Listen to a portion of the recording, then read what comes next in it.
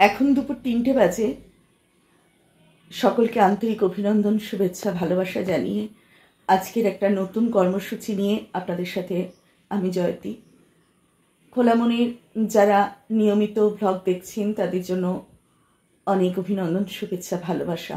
যারা দেখবেন তাদের জন্য অনেক শুভেচ্ছা, ভালোবাসা। আজকের দিনটা একটু অন্যরকম। আমরা অনেকেই জানি যে, আবার অনেকেই জানি না। গত 21শে জুন রাত্রির 8টা 10 মিনিটে আমার মা, যাকে নিয়ে আমার প্রত্যেক দিনের ব্লগ ছিল, যার গল্প কথা নিয়ে আমার বেশিরভাগ দিনটায় কাটতো, সেই মা আমাকে টাটা করে দিয়েছে। আমার কাছ থেকে চলে গেছে অনেক দূরে। আর হাজারো চেষ্টা করলে মাকে আমি ছুঁতে পারবো না কোনোদিন। সামাজিক যা আচার অনুষ্ঠান নিয়ম কারণ সেগুলো তো আমরা করেছি। আমার আত্মীয় পরিজন, আমার পাড়া প্রতিবেশী, আমার সকলেই যারা আছেন পরিচিত, তাদেরকে নিয়ে সামাজিক অনুষ্ঠান করা হয়েছে। আর তার বাইরেও আমি আজকে একটা অনুষ্ঠান সূচি পরিকল্পনা নিয়েছি, যেটা মায়ের স্মরণ সভা অনুষ্ঠান, যেখানে আমি আমার ঐক্যতান পরিবারকে আমন্ত্রণ জানিয়েছি। আমার হাজবেন্ডের একটা সংগঠন আছে, তার পরিবার আছে, সেই পরিবারের মানুষগুলোকে আমন্ত্রণ জানিয়েছি মায়ের স্মরণ সভায়। কিছু কথা তার উদ্দেশ্যে, কিছু গান, কবিতা, এই দিয়েই মায়ের যে আগামী চলার পথটা, মা যেখানে গেছেন আমরা তো জানি না, সকলেই শুনি বিশ্বাসী, কিন্তু আমরা সঠিক কি আমি অন্তত জানি না। তাই আগামী দিন যাতে মা খুব ভালো থাকতে পারে, যাতে কোনো কষ্ট না পায়, তার জন্যই আজকে এই অনুষ্ঠানের আয়োজন। চাকদাহ চৌমাথায় বিকেল 4টের সময় মায়ের স্মরণসভার আয়োজন করা হয়েছে। এখন বাজে 3টে, আর আজকে 13ই জুলাই শনিবার। আমিও তৈরি হয়ে গেছি। আমার হাজব্যান্ড, মেয়ে সকাল থেকে ওখানে সমস্ত গুছিয়ে রেডি করে এসেছেন, এবং আমার মেয়ে যেতে পারেনি, সন্টায়ের জন্য যেতে পারবে না, ছেলের একটা পরীক্ষা আছে, ছেলেও আসতে পারেনি। আমার হাজব্যান্ড চলে গেছেন ওখানে, সেখানে কাজকর্মগুলো গোছাচ্ছেন, আর আমিও রেডি হয়ে আছি। টোটো আসবে, রওনা দেব। আপনাদের সকলের শুভেচ্ছা, ভালোবাসার সাথে নিয়ে আজকের অনুষ্ঠানটা শুরু করব। সাথে থাকুন, দেখতে থাকুন ব্লগটা, আশা করব ভালো লাগবে। আর আমি আরেকটা জিনিস বলবো, আগামী দিন যাতে এই রকমভাবে আমরা স্মরণসভার মাধ্যমে তার অনুষ্ঠান করতে পারি। কোনো মানুষ চলে গেলে যে খাওয়া দাওয়ার অনুষ্ঠান, যে উপঢৌকন, শাড়ি, জামা, গিফট, এগুলোকে সমস্ত বন্ধ করে দিয়ে স্মরণসভার মধ্যেই জিনিসটা রাখতে পারি, কিছু গরিবদের সেবা করাতে পারি, সেইটা করলে আমার মনে হয় খুব ভালো হবে আগামী দিন। আশা করব এটাও হয়ে যাবে, কারণ এখন অনেকেই আসছেন না এবং অনেকেই এরকম করছেন। যেটাই হোক, ভালো হোক, সকলে ভালো থাকুক। চলুন দিনটা শুরু করি, দেখতে থাকুন, আশা করব ভালো লাগবে। বা আপনাদেরও মতামত এক্ষেত্রে কিন্তু আমি চাই। আমার ব্লগ অনেকেই দেখেন, হয়তো মতামত দেন না, হয়তো ভালো লাগে, হয়তো কারোর ভালো লাগে না, কিন্তু আজকের অনুষ্ঠানের মতামতটা আপনাদের কাছে আমি চাইব, যে কেমন লাগলো আজকের দিনটা। আসলে হাজার চেষ্টা করলেও তো সেই মানুষটাকে ছুঁতে পারবো না, আর কাছেও পাবো না। তার জন্য একটু ভালোভাবে দিনটাকে পালন করা, এটাই। আমরা পৌঁছে গেছি চাকদাহ চৌমাথা মৈত্রী ভবন, যেখানে মায়ের স্মরণসভা অনুষ্ঠানটা হবে, সেখানে পৌঁছে গেছি। আর মা বলেই আগেই বললাম যে মায়ের যেখানে অনুষ্ঠানটা হবে, সেটা সকালবেলা ভবনটা আমার মেয়ে আর আমার হাজব্যান্ড দুজনে মিলে সাজিয়ে এসেছিল। আর এই যে ভবনটার ভেতরটা আমি দেখানোর একটু চেষ্টা করেছি, যে আপনারা যারা জানেন তারা জানেন, যারা জানেন না তাদের জন্য বেশ অনেকটা জায়গা নিয়ে ভবনটা। এই দিকটা বিয়েবাড়ি ভাড়া টাড়া দেওয়া হয় বা আদার্স অনুষ্ঠানও হয়। আমি একবার 25শে বৈশাখ অনুষ্ঠান আমার বাচ্চাদের নিয়ে এখানে করেছিলাম। আমার বেশ জায়গাটা খোলামেলা লেগেছিল, যে বাচ্চারা একটু ঘুরেও বেড়াতে পারবে, ঘরে বসতে অসুবিধা হলে বাইরেও একটু বসা যাবে এসে। আর ঘরটাও আমি দেখানোর চেষ্টা করছি, বেশ খুব একটা ছোট সেরকম না, বড়। এই ধরনের অনুষ্ঠান মৈত্রী ভবনে আমার মনে হয় বেশ ভালোভাবেই হয়ে যায়। আর এই অনুষ্ঠানটা আমি শুরু করার আগেই, এটা যেহেতু হঠাৎ করে হয়েছে, এখানে সব ধরনের কবিতা বা গান কোনোটাই আসবে না। গান তো আমি শেখাই না, আমি কবিতাটা শেখাই, কবিতা চর্চা করাই, শেখাই বলাটা ভুল। আমার বন্ধুদের তাই একটুখানি আগে একটু চর্চা করিয়ে দিলাম, মানে একটু শুনে নিলাম, ওদেরকে বলে দিয়েছিলাম জাস্ট যেগুলো যাদের যেরকমভাবে তৈরি করা আছে। সবাই এখানে আসতে পারিনি, ঐকতানের সব বন্ধুরা নেই, কারণ অনেক সমস্যা, হঠাৎ করে অনুষ্ঠানটা হওয়ায় অনেকেরই অনেক প্রোগ্রাম থাকে শনি রবিবার, সেই জন্য সকলে আসতে পারেননি, কিন্তু অনেকেই এসেছিলেন। আমি খুব আনন্দ পেয়েছি, সকলে আমার পাশে এইভাবে ছিলেন। আর বাচ্চারা যখন ছোট ছোট বাচ্চারা যখন ছুটে এসে আমাকে বলছে, ম্যাম তুমি কাঁদছো কেন? ম্যামের মুখে সবসময় হাসি দেখি, ম্যামের চোখে জল, ভালো লাগছে না, এগুলো অনেকটাই পাওয়া। যাই হোক, অনুষ্ঠান আমরা শুরুর দিকে অনুষ্ঠানটা শুরু করেছিলেন সঞ্জিত দা, কিন্তু মাইকের এমন অবস্থা, মাইক না, মাইক ভালো ছিল, আমি ভুল বলছি, যে ফোনটিতে ভিডিওটি হয়েছিল সেই ফোনটিতে কোনো কারণবশত সঞ্জিতদার এখানেই ভয়েসটা আসেনি, তবে সঞ্জিতদার বক্তব্য খুব ভালো ছিল, সেটা আমি অন্য ব্লগে দেব। আর একটা কথাও বলে নিই, আমি পুরো অনুষ্ঠানটাই একটা একটা করে পার্ট করে আমি খোলা মনির ব্লগে রেখে দেব চ্যানেলটিতে, ইউটিউব চ্যানেলটিতে, কারণ এটা আমার মায়ের স্মৃতি হিসাবে থাকবে। আমি প্রত্যেকটি অংশই রাখার চেষ্টা করব, কাটবো না। আর প্রত্যেকটি অংশ একসঙ্গে দিলে 3 ঘন্টা কেউ দেখবে না, সেই জন্য আমি পার্ট পার্ট করে আমি ব্লগগুলো, ভিডিওগুলো পোস্ট করব।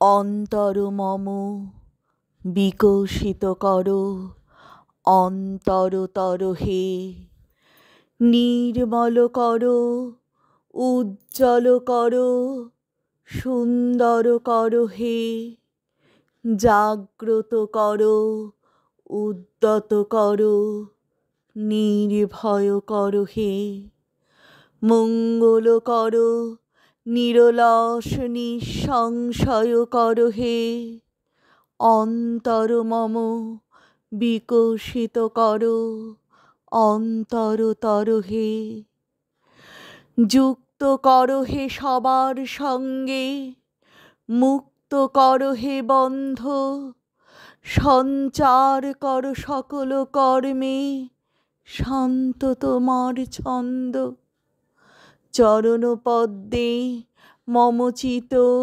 নিস্পন্দিত করো হে, নন্দিত করো, নন্দিত করো, নন্দিত করো হে।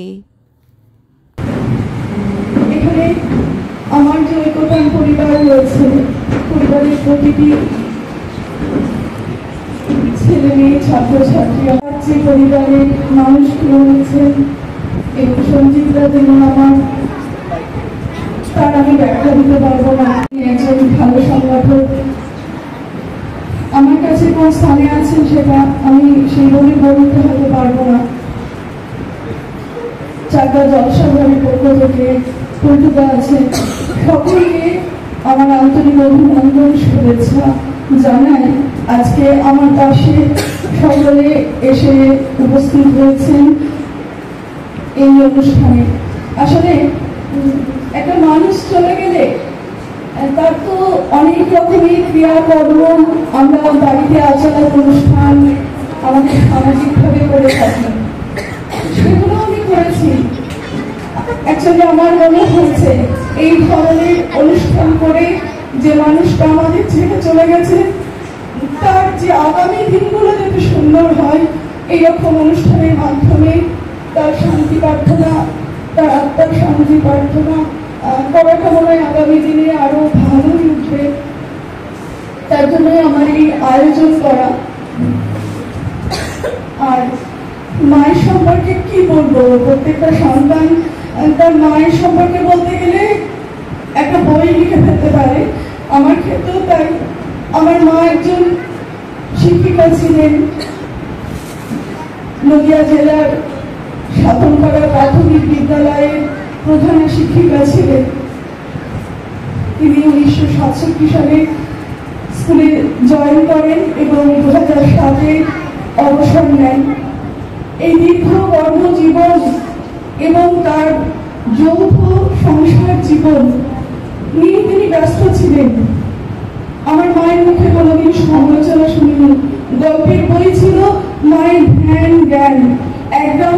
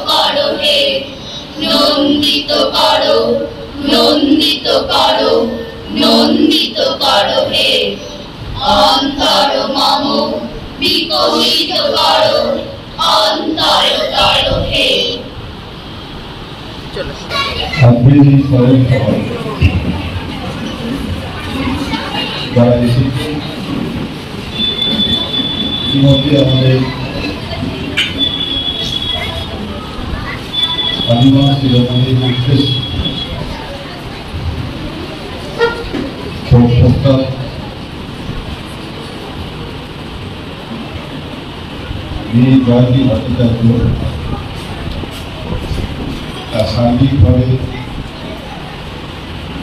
তার বক্তব্য এখানে পেশ করেছে।